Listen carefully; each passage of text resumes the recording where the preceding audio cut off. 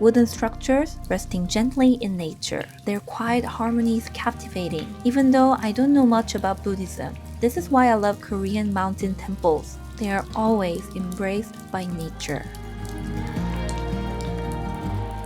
When I enter a temple, I simply walk wherever my heart leads me. When I find a view that speaks to me, I stay there and look at it for a long time.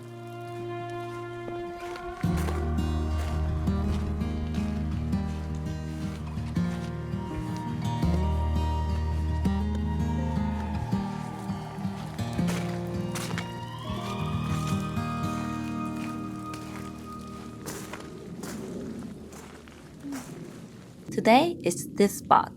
The clear sky, the dazzling snow, and the soft sound of water droplets falling.